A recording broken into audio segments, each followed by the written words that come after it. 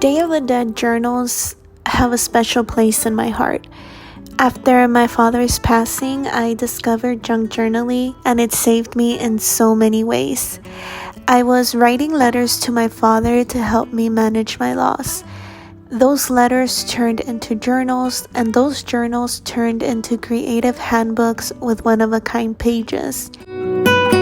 Each page represents my father, the love he had for his culture and his family. It is my way of keeping his memory alive. Adding my letters in this journal is like entrusting them to someone who understands their sentimental value, and a way for me to release the grief from my body. Writing in my creative journal and decorating its pages feels a lot like preparing a Day of the Dead altar, both allowing me to spiritually connect with my father and celebrate his life. I created the Letters to Heaven printable kit for anyone looking to start or to continue writing letters to a loved one. For anyone looking to transform their love they can no longer physically give to someone into their creative work. I designed this kit for personal growth and healing, with lots of color and happy images to uplift your spirit. Remembering someone can tug at our hearts, but it can also be beautiful and what the soul needs to move on. Here's a flip through of the fabric journal that I made. I included the Letters to Heaven printable kit. The kit is available in my Etsy shop for instant download. I'll leave the link below. I love to pair my digital printables with one-of-a-kind fabric pieces. I save even the tiniest scrap of fabric, and I later collage it with any scraps of paper like book pages. Adding pockets to your journal is the easiest way to pre-decorate it. Once you start your journal, you can insert in your pocket personal ephemera and photographs. I love to collage busy scrapbooking pages with images that mean something to me and can later inspire my journaling prompt. I have a box full of paper scraps as well as scraps of fabric, laces, and trims, and I decided to use the most that I can in this journal. These scraps were loosely put together so that I can later come back to them and move them around and use them to embellish different journaling pages. These scraps were actually collaged and glued down to create a journaling card. So in the back there's blank space for lots of journaling. This sugar skull plasticky wrapping paper is actually the wrapping paper on the flowers that I used for my dad's Day of the Dead altar. So it's extra special to me. I definitely wanted to incorporate it in this journal.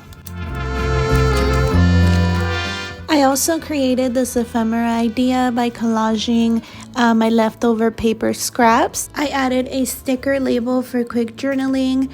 The brown paper can also be journaled on. This is a leftover paper scrap from one of my Day of the Dead kits, and I simply stamped it with a cute flower, and you can add lots of journaling on that piece of paper. Along with my Letters to Heaven printable kit, I also included another Day of the Dead printable kit. It is by Lace Boutique, and I will have it linked below. Some scraps of fabric that can be moved around to later decorate with. This is a cute flip out ephemera piece. Again, I'm only using all my scraps of paper for journaling space and just for therapeutic collaging. Collaging, I think, is one of my favorite forms of art.